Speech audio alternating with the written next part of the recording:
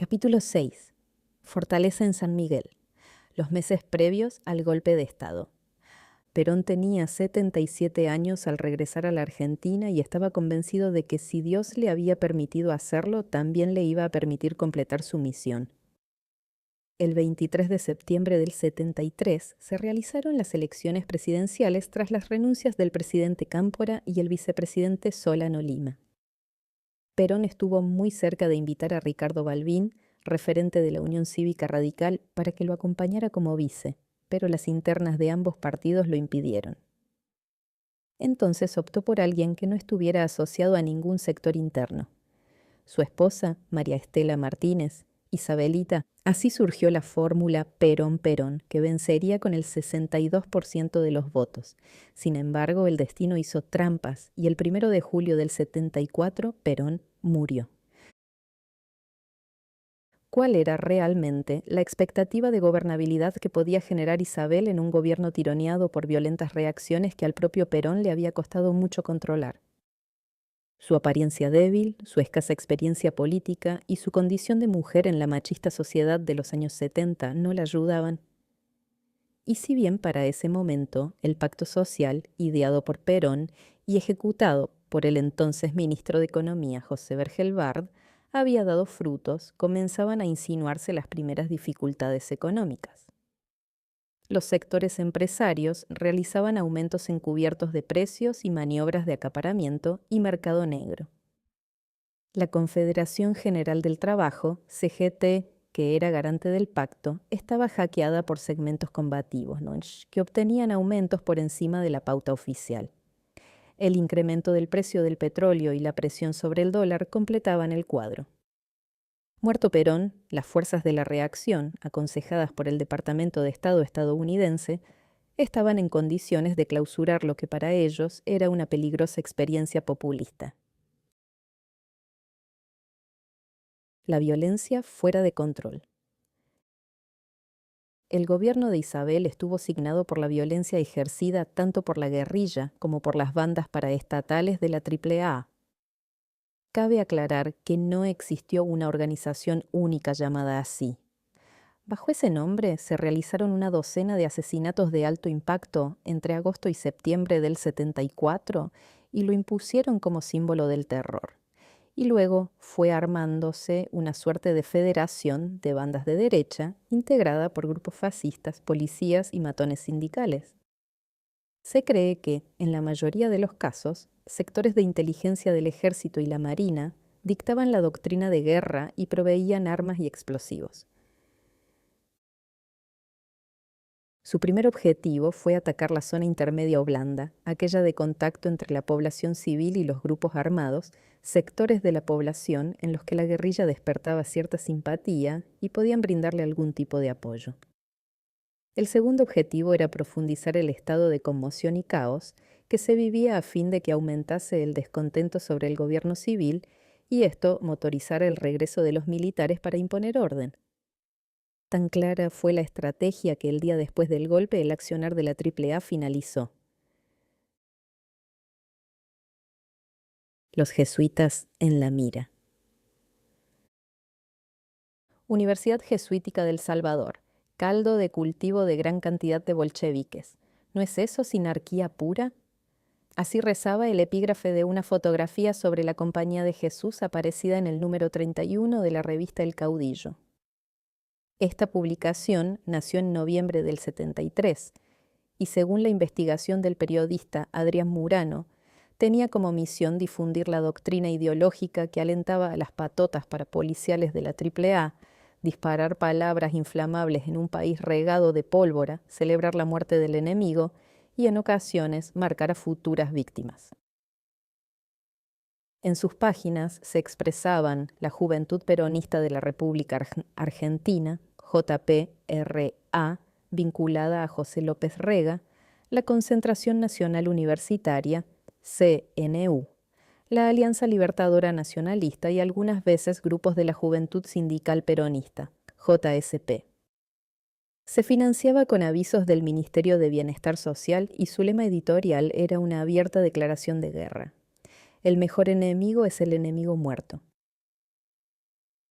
Una característica del caudillo es que no tenía ningún artículo firmado excepto el editorial de Felipe Romeo, su director periodístico. Lo cierto es que varios de los señalados dentro de sus páginas terminarían asesinados. Para cualquier persona, figurar allí acusada de zurda o de infiltrada era motivo suficiente para esconderse o huir del país. El número 31, de junio del 74, titulaba en gran tamaño «Para conocer al enemigo», un estudio sobre la sinarquía. Primera nota. Luego de una larga explicación sobre las 5 internacionales sinárquicas, el artículo concluía: la sinarquía es la concentración de poderes aparentemente contrapuestos, pero que en el fondo están manejados desde una misma central. Estas distintas internacionales están dinamizadas e intercomunicadas entre sí por la compañía de Jesús. En el número siguiente podía leerse la segunda parte, también titulada «Para conocer al enemigo». Avanzando en el artículo, se hablaba del padre Pedro Arrupe y de Fidel Castro, a quien se calificaba como una criatura jesuítica, y se mencionaba a Enrique Angelelli como el incalificable. Finalmente se refería al libro La Compañía de Jesús contra la Iglesia y el Estado, de Carlos Di Sandro y Jorge Street. Vale aclarar que Di Sandro era el principal ideólogo de la CNU, cuyos dirigentes serían luego condenados por crímenes de la AAA. En el número 60 de enero del 75, la nota titulada «La subversión clerical» redoblaba la apuesta, ya que las acusaciones a sacerdotes eran con nombre y apellido. Reproducía un texto publicado en una revista de la CNU que decía ser una carta a Monseñor Juan Carlos Aramburu, firmada por 20 matrimonios católicos. Comenzaba pidiendo que se investigara al prior franciscano Luis Santiago por el asesinato del hermano Eugenio y acusaba al célebre dominico guerrillero José Comblin. Luego decía que los padres José Luis Toraca, Juan Carlos Escanone, Lucio Gera, Jorge Bernatza y Manuel Virasoro estaban vinculados al periodista Mario Herrera, relacionado con el ERP.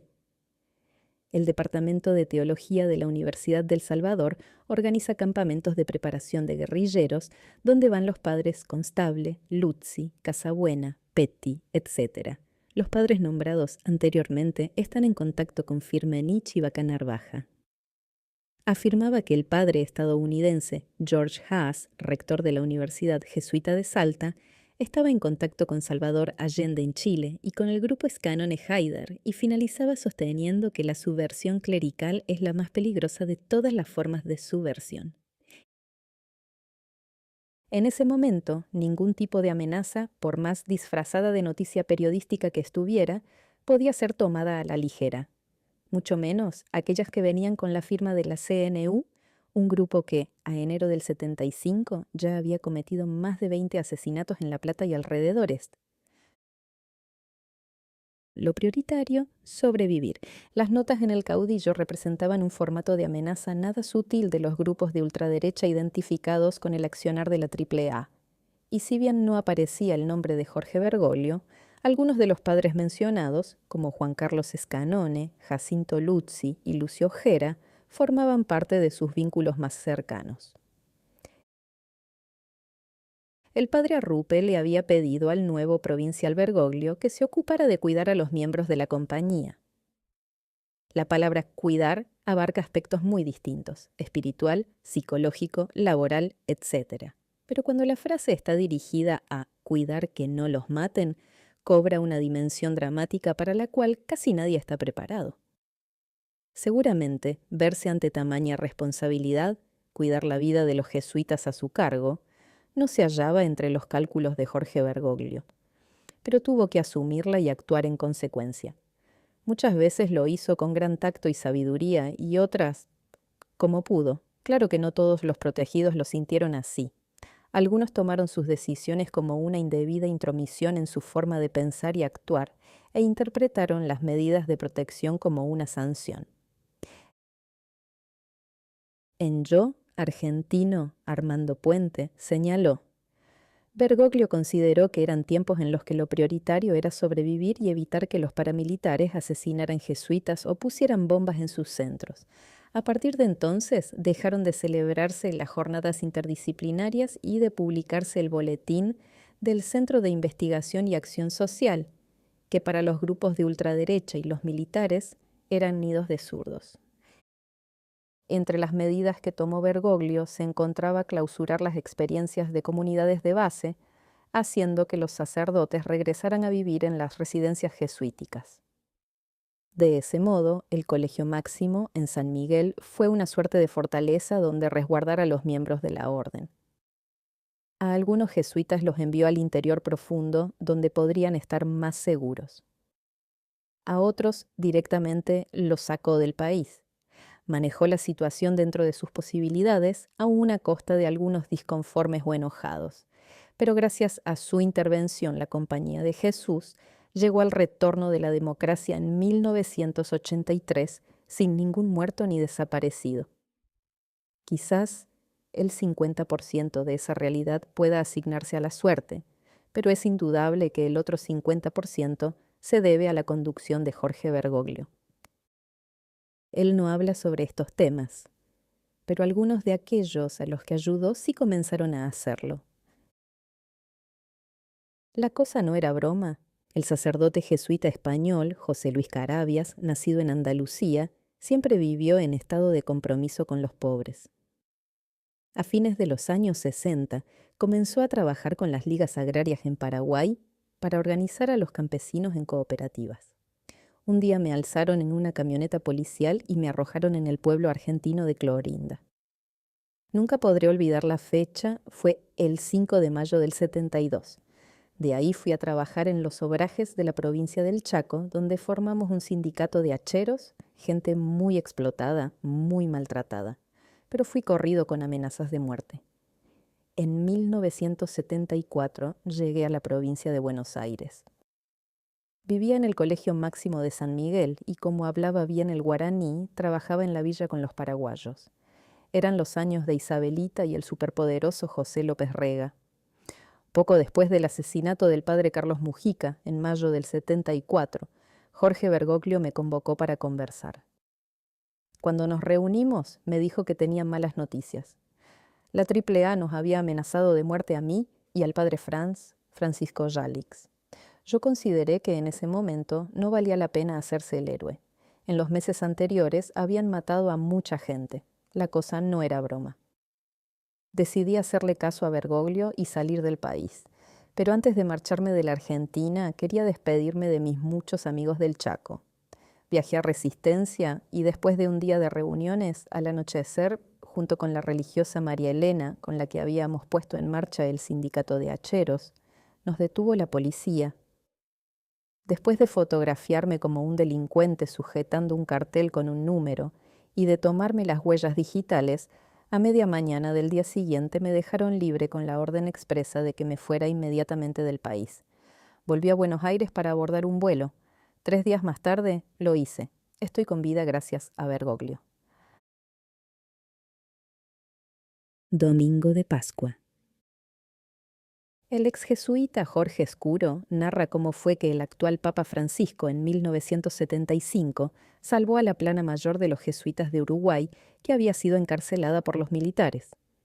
Conocí a Jorge Mario Bergoglio en febrero de 1966, cuando ambos éramos unos muchachos. Él cursaba la licenciatura de Teología y yo Filosofía en el Colegio Máximo de San Miguel. Un hecho circunstancial hizo que volviéramos a encontrarnos. El Viernes Santo del 75 fue raptado por las Fuerzas Conjuntas Uruguayas el padre provincial de Uruguay, Carlos Mearu, mientras celebraba la liturgia de ese día, en la comunidad Cabré de los jesuitas. También estaban allí Perico Pérez Aguirre, 5 jesuitas más y 30 jóvenes laicos. Yo estaba invitado a participar, pero opté por ir a la liturgia del colegio seminario, a una cuadra de allí.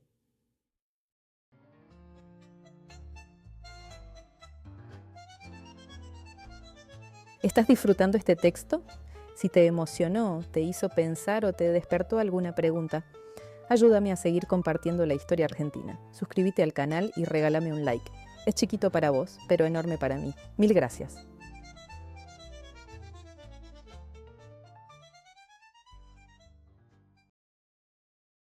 A las 5:30 de la madrugada del sábado santo me despertó el teléfono. Era Jorge, un compañero jesuita, para pedirme que fuera enseguida al colegio seminario. Allí me encontré con Pablo, quien me contó lo sucedido la noche anterior. No sabíamos qué hacer. El viceprovincial, padre Miguel Artola, estaba en Colombia y el consultor más antiguo en Colonia del Sacramento. El secretario, padre Sancho, un hombre mayor, había quedado abatatado con la noticia. Nos miramos con Pablo constatando que estábamos solos. Entonces se nos ocurrió llamar a Monseñor Carlos Mullin, jesuita obispo de Minas. Mullin llamó de inmediato al por entonces presidente de Uruguay, Juan María Bordaberry, pero le contestaron que estaba en su estancia de Durazno. El ministro del Interior se encontraba en la Semana de la Cerveza en Paysandú. El general Gregorio Álvarez en la Semana de la Valleja en Minas. No se podía creer. Paciente y tenaz, Monseñor Mullin se atrevió a jugar su última carta. Llamó al general Julio César Badora, comandante en jefe de las Fuerzas Armadas, y éste por fin contestó. Mullin saludó y rápidamente le dijo que pusiera en libertad al padre provincial y a todos los jesuitas y laicos que tenían presos. El general contestó que lo dejara averiguar qué había pasado y que lo llamaría en 10 minutos. Al rato sonó el teléfono. No pueden ser liberados, pues pasarán el lunes a la justicia militar, dijo. De ningún modo, reaccionó Mullin. Si no los libera mañana, domingo de Pascua, con las iglesias repletas, hago leer un comunicado del episcopado entablando juicio eclesiástico al Estado uruguayo 49. Continúa Escuro. Yo pensaba que estaba viviendo una escena surrealista. La respuesta del general fue que no podía hacer eso, pues él pondría soldados en las puertas de todas las iglesias y capillas de la República, que durante el correr del domingo saldrían libres los laicos más jóvenes y que, en cuanto a los jesuitas, el martes podrían ser liberados quienes no tuvieran antecedentes. Parecía que aquello no iba a terminar fácilmente. Había que hacer algo más fuerte. El domingo de Pascua fui a las 5:20 de la madrugada al aeropuerto, pues sabía que había un vuelo a Buenos Aires. Tenía que probar suerte con mi amigo Jorge Mario Bergoglio. Estaba seguro de que él, como provincial argentino, me ayudaría. Quedamos en encontrarnos en un bar de Corrientes y Callao. No bien llegó le conté y me preguntó, sin indagar, qué quería que hiciera. «Quiero hablar con el padre Arrupe», le dije. Era nuestro padre general en Roma. Bergoglio no dudó. «Espérame en la puerta del Salvador, necesito conseguir un auto», me dijo. Cuando llegó, subí al auto y ya en marcha vi cómo se sacaba el cuello romano y lo guardaba en la guantera. Empezó a dar vueltas por Buenos Aires, ninguna central telefónica le servía, nadie tenía que reconocerlo. Terminamos en Avellaneda en una cabinita con teléfono. Desde allí habló directamente con el padre general. El alma me estaba volviendo al cuerpo. Le explicó muy brevemente lo que ocurría y me pasó el teléfono. «Dígame qué puedo hacer por usted», me dijo el padre Arrupe. Yo le dije que necesitaba que hiciera llegar unos telegramas de la Santa Sede a Montevideo. Él me pidió que esperara mientras tomaba un lápiz y después le di los nombres del presidente de la República, del ministro del Interior, del subsecretario, del ministro de Defensa, del comandante en jefe de las Fuerzas Armadas y del nuncio apostólico. Salimos ya tarde en la noche. Le agradecí la gestión a Jorge y regresé a Montevideo. Al día siguiente, antes de las 7:30, ya estaba en el seminario dedicado a mis tareas, como si nada hubiera sucedido. Al rato me enteré de que todos los telegramas habían llegado y que el gobierno era un aquelarre. Antes de mediodía liberaron a los jesuitas, menos a Perico y a Carlitos. Insistían en pasarlos a la justicia militar, pero los dejaron en libertad a los dos el martes. Ese mismo día se me presentó en la portería del colegio un policía conocido, quien en varias oportunidades me había dejado en claro que nos seguía permanentemente. Para mi asombro, me preguntó cómo había hecho la Compañía de Jesús para comunicarse tan rápidamente con la Santa Sede y lograr semejante efectividad. Poniendo mi mejor cara de póker, le dije que no tenía ni idea, que yo era un simple pinche y no podía darle ninguna pista. Insistió, amenazó, pero optó por irse. Hablar con ellos. A mediados del 75, Monseñor Enrique Angelelli decidió que, por seguridad, 3 seminaristas de su diócesis se trasladaran al Colegio Máximo para terminar sus estudios. Ellos eran Miguel La Civita, Carlos González y Enrique Martínez Ossola. En 2013, el ex sacerdote riojano Delfor Pocho Brizuela recordó aquel momento. Los curas jesuitas comenzaron a tener problemas antes de la dictadura, cuando entraron en conflicto con los patrones de estancias. De esa etapa anterior al golpe, sé del caso de 3 seminaristas riojanos a los que Bergoglio acogió en el Colegio Máximo en San Miguel. Le dio una mano muy grande a Angelelli, a quien se le complicaban las cosas porque ninguno de los otros obispos que disponían de centros para la formación sacerdotal querían recibir a muchachos que fueran de La Rioja, ya que estaba la idea de que era una iglesia contaminada por el marxismo y todo ese tipo de estigmatizaciones. Era el año 75 y los muchachos no tenían dónde ir a estudiar, entonces Agnelli acudió a la Compañía de Jesús, particularmente a Bergoglio, para que los ayudara. Él los recibió y gracias a eso los muchachos pudieron terminar sus estudios en Buenos Aires. Miguel La Civita, uno de esos estudiantes, dio su testimonio para este libro. El padre Miguel vive en Villa Eloísa, Santa Fe, donde ejerce su ministerio y cuida a su madre muy anciana. De aspecto campechano, fue uno de los primeros en salir a desmentir la campaña de calumnias contra Jorge Bergoglio. Ir de La Rioja, de la diócesis de Angelelli, era causa suficiente para ser observados con desconfianza. Después del golpe nos enteramos de que la casa donde vivíamos en esa provincia había sido allanada por el ejército. En julio de 1976 asesinaron a Carlos de Dios Murias y Gabriel Longueville y 20 días después mataron a Monseñor Angelelli. Ese mismo día, Bergoglio se encontraba en Perú y apenas recibió la noticia regresó a San Miguel. Era de noche tarde cuando golpeó nuestra puerta para darnos la triste noticia y confortarnos. Allí nos advirtió: no deben jamás separarse, deben estar siempre juntos y moverse con prudencia. Si están unidos, será difícil para ellos secuestrarlos a los 3 al mismo tiempo. Bergoglio fue como un padre para nosotros. Nos protegió y asistió en el momento tan difícil que nos tocó vivir. Los 3 riojanos estábamos alojados en el ático del Colegio Máximo. Allí había más de 30 piezas vacías, donde se quedaban a veces sacerdotes que venían a realizar retiros espirituales. Y era el lugar que tenía el provincial Bergoglio para esconder a gente perseguida que luego saldría del país. Como nosotros éramos de confianza, muchas veces nos pedía que les llevásemos la comida a los jóvenes que estaban allí alojados. Por supuesto, nosotros no hacíamos preguntas ni al provincial ni a aquellos a quienes asistíamos. En el colegio había curas de todos los colores, incluso algunos capellanes militares y otros tantos que simpatizaban con los milicos. Había que cuidarse mucho, andar con pies de plomo. Yo he visto que ayudó a muchos a salir del país en esos momentos en que había tantas personas desaparecidas. Y recuerdo especialmente cómo en el Colegio Máximo se escondía gente, se preparaba la documentación y lo necesario para hacerla salir del país. Tampoco sé el número exacto, pero calculo haber visto a más de 20 en esa situación. Eso lo he visto yo, nadie me lo contó. Los jesuitas en ese momento tenían toda una organización para ayudar a salir del país.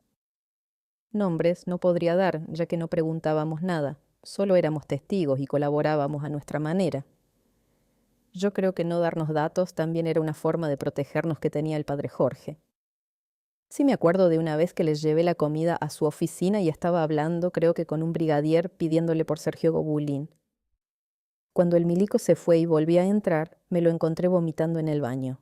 Me dijo algo así como: no sabes la repulsión que me da tener que hablar con estos tipos. Otro nombre que recuerdo es el del padre Justo Aciaín, que había estado preso en Uruguay y sufrió mucho la tortura. Aciaín hablaba del suicidio como escape al dolor. Me contó que una vez intentó cortarse las venas con la chapita esa que cierra las bolsas. Era muy buena persona. Bergoglio lo tenía alojado y protegido en el Colegio Máximo. Enrique Quique Martínez Ossola, otro de los riojanos, fue nombrado arzobispo auxiliar de Santiago del Estero el 19 de junio de 2017. Su relato coincide con el de Miguel La Civita y le agrega además un costado muy humano. aún en medio de la fuerte tensión, el padre Jorge no perdía el buen humor. El suyo era el único televisor del Colegio Máximo en el cual se veía fútbol. Entonces nosotros, los jóvenes, nos reuníamos allí y con la excusa del fútbol conversábamos, reíamos, transcurríamos tardes agradables. Él tenía eso. Lograba conservar la serenidad y contagiársela a los demás. 42 años después, no ha cambiado. Inteligencia policial sobre Bergoglio. Según cuenta Austen Iverreich en El Gran Reformador, Bergoglio formó un equipo dirigido por el padre Jorge Camargo para organizar retiros de discernimiento destinados a jóvenes en distintos lugares del país y descubrir nuevas vocaciones sacerdotales. Los resultados fueron muy positivos. De los 5 novicios reunidos en el 75, pasaron a 14 en el 78 y luego a 28. La curia jesuita de Roma quiso saber cuál era la fórmula del éxito. La receta tenía que ver con la articulación de Bergoglio de una visión renovada de la vida jesuítica basada en la primera época de la compañía en los tiempos de la misión. El Archivo Provincial de la Memoria de Santa Fe guarda un informe secreto al ministro de Educación de la provincia emitido por un informante policial en el que consta que con fecha 5 de julio del 78 se enteró por su hijo, alumno del Colegio de la Inmaculada Concepción, que los días 23, 24 y 25 de junio, alumnos de quinto año realizaron ejercicios espirituales según las normas de San Ignacio en la Casa del Encuentro, en un campo cercano a la localidad de Maciel. La dirección de los ejercicios estuvo a cargo del padre Jorge Camargo y el contenido de los mismos, previos a la parte religiosa que predispone a la entrega, a la generosidad, a la caridad, al amor, etc., consistió en una labor de adoctrinamiento subversivo. El informante destaca que, entre otros conceptos que se vertieron, se dijo que la gente de clase media, burgueses, son vivillos y explotadores, y que hubo un mártir de la causa de los pobres, que fue el cura Carlos Mujica. Agrega que al finalizar se distribuyó una estampita con la foto de Mujica y el texto de una oración, cuya fotocopia acompañó. Luego de relatar las conversaciones de recreo de los jóvenes y citar a 2 como testigos, expresa que el cura Camargo se dedica a dar ejercicios espirituales en todo el país, y cierra diciendo que el sacerdote depende directamente del provincial de los jesuitas, que se llama Jorge Bergoglio, y vive en el Colegio Máximo de San Miguel, Buenos Aires. En general, los informes de inteligencia policial solían ser muy elementales, pero lamentablemente muchas veces podían llevar a alguien a ser detenido o secuestrado. En este caso, los acusados eran el padre Jorge Camargo y su jefe, Jorge Bergoglio.